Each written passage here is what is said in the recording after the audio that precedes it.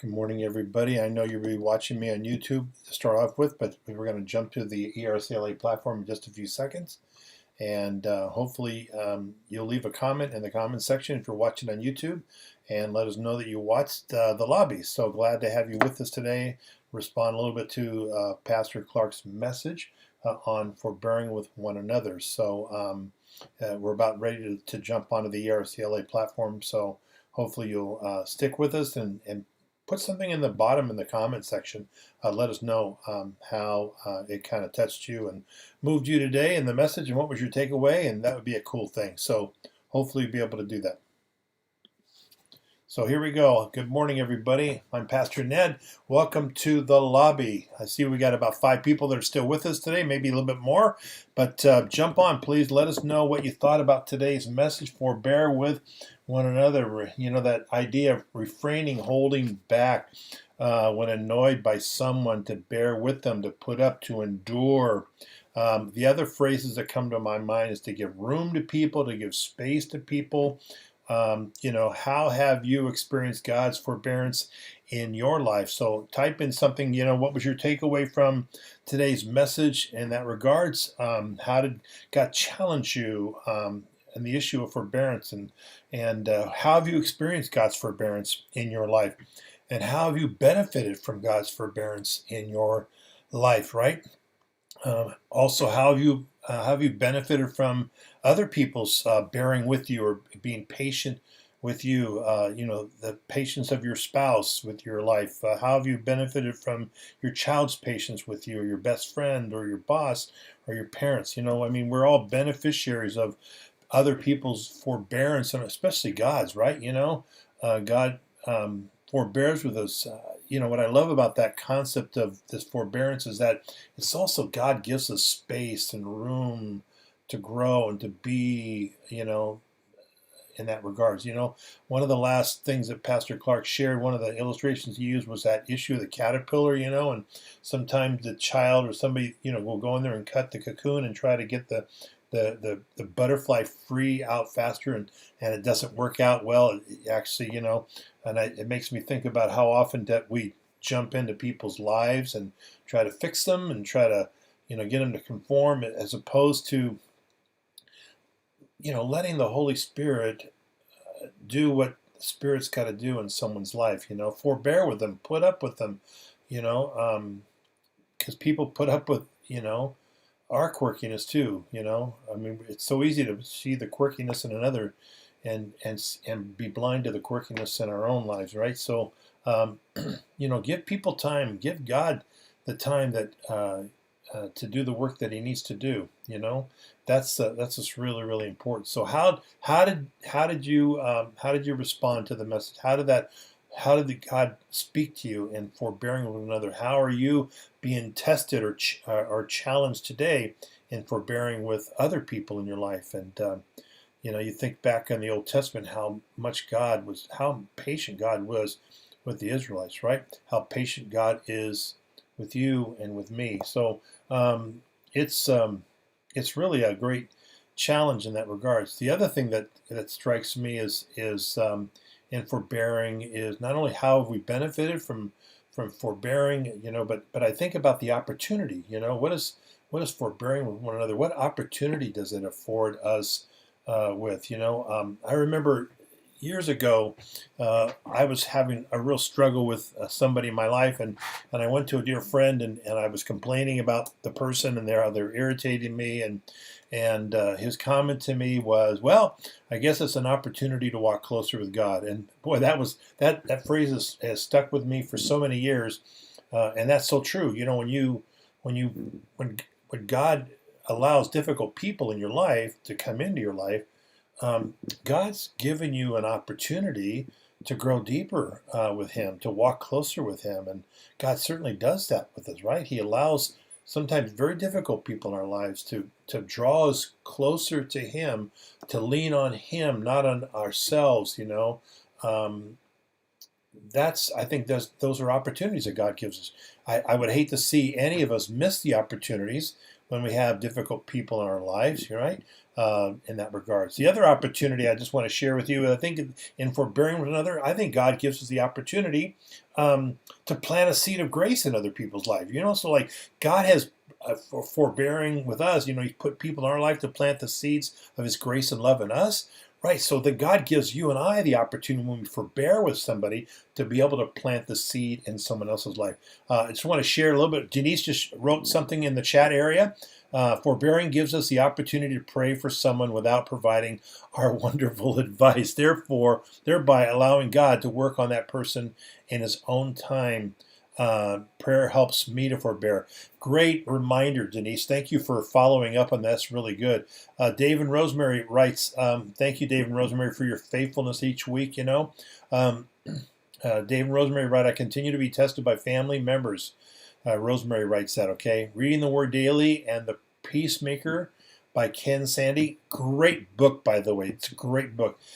Reading The Peacemaker by Ken Sande is helping me to learn to forbear.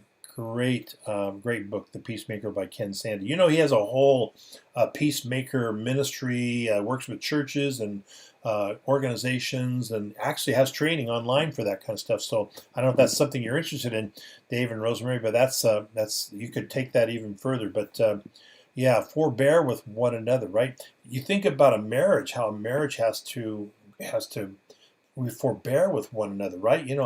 I just officiated my grandson's wedding yesterday, and I'm reminded of the vows that we take, for better, for worse, for richer, for poor, in sickness and in health, till death, till we perish, and boy, that's all true, isn't it, in marriage, right?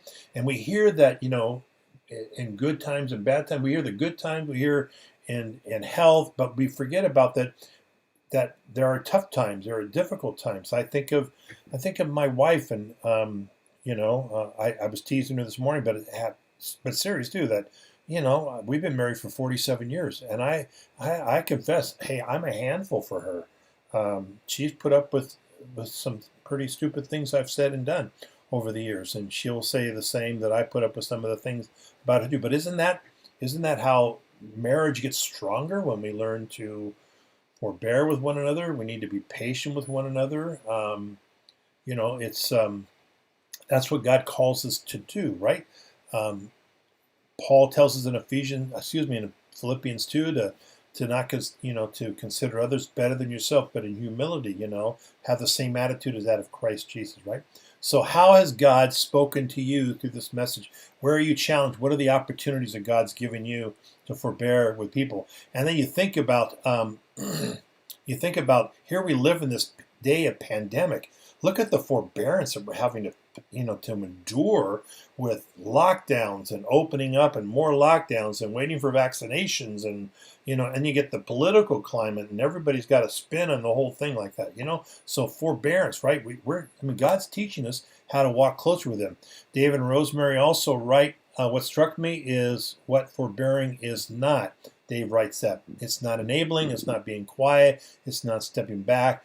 It gives the opportunity to show grace and patience. Dave writes that. Thanks, Dave. Appreciate that. That's so true. I appreciate that about Pastor Clark's comments as well too. So that forbearance of bearing with one another, right? And patience, right? Trust in the Lord with all your heart. Lean not on your own understanding. I think there's a sign of maturity when we learn to forbear with one another. And I know it's been an area of growth for my life, and still is an area of growth for my life, to learn to be patient with people. And and I work with people and Celebrate Recovery, and and recovery is tough for people to get over their hurts and habits and hangups. And sometimes, working with people in recovery, you just have to remind them, be patient. It's not about perfection, it's about progress, And then I need to hear that too. From sometimes my wife will say to me, Ned, relax, breathe. It's working. You're doing. Just be patient. God's working through you, and so it's trusting God for the process, right? And it's not about perfection. It's about progress with God, and God is constantly drawing us closer to Him. So a lot of food for thought on forbearance. I hope you got the book. If you haven't gotten the book, I hope you do get it. It's a great book, by the way, and I hope you read the chapter, and I hope you share the link with the message today, and let somebody else who you know struggling with this. I know I'm going to send the link to a couple of my friends today, and I'm going to send one to my son, not because I think my son needs to forbear, but, my son who just gave away my son and daughter-in-law just, gave away their son in marriage. It's a new change in life, a difference for them. It's going to take some patience, right?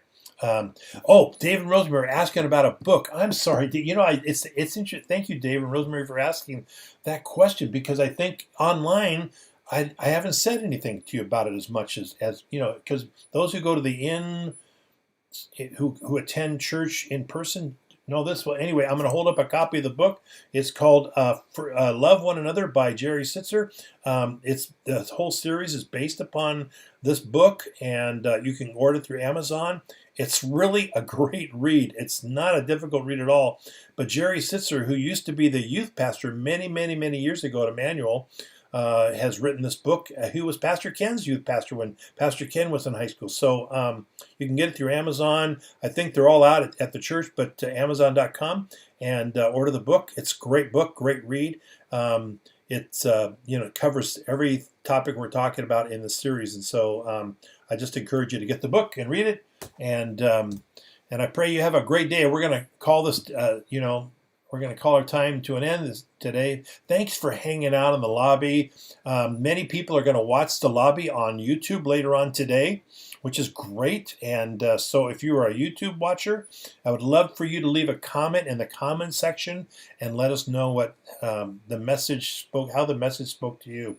I pray you have a great day. It looks like it's going to be a great day today. Lots of sunshine. I think my wife and I are going to take a little drive, excuse me, down to the beach and just breathe in the fresh air and look at the ocean and just enjoy the day. So I pray God's richest blessings upon you. Come back next week. Be with us. Invite somebody to join us for worship next week. And have a blessed day. Everybody, have a great day. God bless.